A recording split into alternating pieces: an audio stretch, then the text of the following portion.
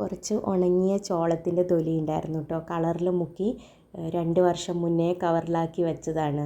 ഇതിൻ്റെ dark blue എനിക്ക് ഒട്ടും ഇഷ്ടപ്പെടുന്നില്ല. ഈ ബ്ലൂ കളർ വെച്ചിട്ട് എന്ത് ഫ്ലവറാണ് ഉണ്ടാക്കാൻ പറ്റുക? ഫ്ലവർ ഉണ്ടാക്കി കഴിഞ്ഞാൽ തന്നെ അതിനൊരു ഭംഗി ഉണ്ടാവില്ല എന്നുള്ള ഉള്ളിലുള്ള തോന്നൽ കാരണം ഞാനത് തൊടാതെ വെച്ചിരിക്കുകയായിരുന്നു. പിന്നെ ഇത് കളയാനും വയ്യ, കളറൊക്കെ മുക്കിയതല്ലേ. അങ്ങനെയാണ് ഞാൻ ഐറിസ് പൂക്കൾ ഉണ്ടാക്കാമെന്ന് വിചാരിച്ചത്.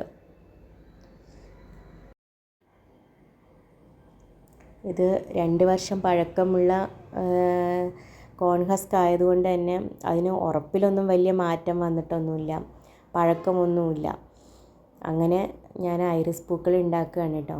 ഓരോ പെറ്റൽസ് മുറിച്ച് അത് ഹെയർ സ്ട്രെയിറ്റ്നർ ഉപയോഗിച്ചിട്ടാണ് അത് ഷേപ്പ് ചെയ്യുന്നത്. ആ പെറ്റൽസ് അത്യാവശ്യം നല്ല ചൂടോടെ ചെയ്താൽ മാത്രമേ കോൺ ഹസ്ക് നല്ല ഷേപ്പിൽ നിൽക്കുള്ളൂ.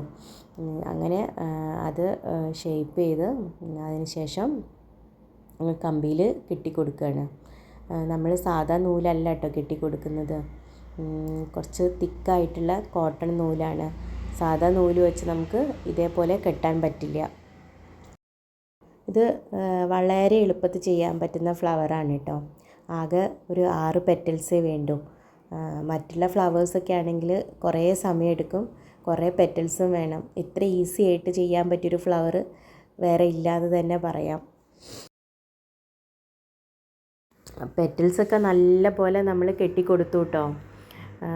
ഇനി മഞ്ഞ പെയിൻറ്റ് കൊണ്ടൊരു ഷെയ്ഡ് ചെയ്യാണ്. അപ്പോഴാണ് ആ ഫ്ലവറിൻ്റെ ഒരു ഭംഗി വരുന്നത്. ശരിക്കും പറഞ്ഞാൽ നല്ല രസമുണ്ട്.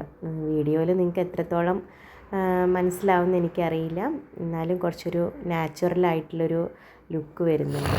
ഇനി നമുക്ക് മഞ്ഞ പെയിൻറ്റ് ഇല വെച്ച് കൊടുക്കാം. ഇല കോൺ ഹസ്ക് തന്നെയാണ് കേട്ടോ. ഇതും ഇതേപോലെ 2 വർഷത്തിന് മുന്നേ ഞാൻ സൂക്ഷിച്ചു വെച്ചതാണ്.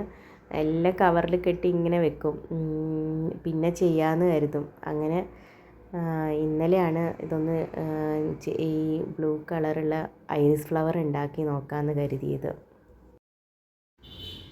ചുളിഞ്ഞ് കിടക്കുന്ന ഗ്രീൻ ഹസ്കും നല്ല രീതിയിൽ സ്ട്രെയിറ്റ് ചെയ്തു. ഇനി ഇലയുടെ ഷേപ്പിൽ കട്ട് ചെയ്യുക.